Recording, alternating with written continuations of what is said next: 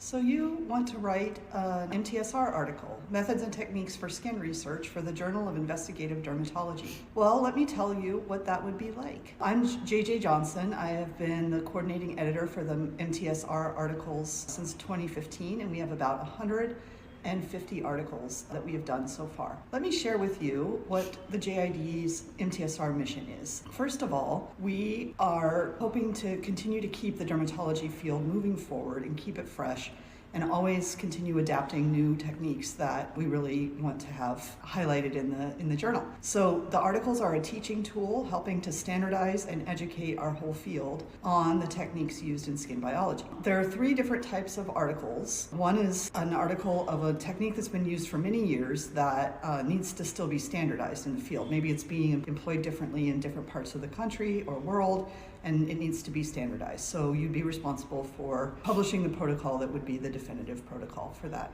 technique.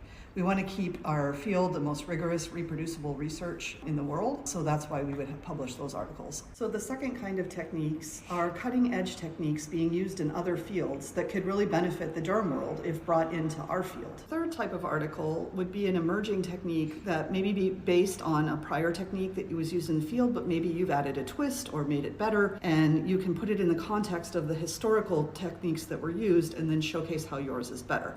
To do this, you can use preliminary data from your lab, but you need to have the rigor and reproducibility of any original article in the JID, and it will be reviewed as such. So let me tell you how you go about becoming an author for a Methods and Techniques for Skin Research article. First of all, you want to assemble your author team. This should consist of an expert who has published in the field and is well-renowned and knows how to direct the paper.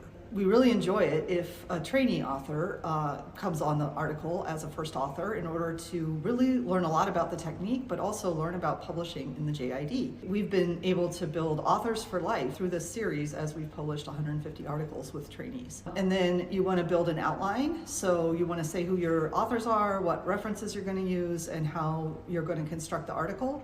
This allows the editorial team, once you've submitted it, to review the outline and let you know if we have other articles that were published on the topic in the past, so that we can guide you to refresh the article. You know, if we're really excited about the topic, but you may just need to tweak a couple things, or if we can't accept the topic at that time, and that way you don't have to write the whole paper before you understand how we're gonna view it. Once you've done that, the editorial office will send you the instructions to authors, which include a PowerPoint presentation, because this is an educational series.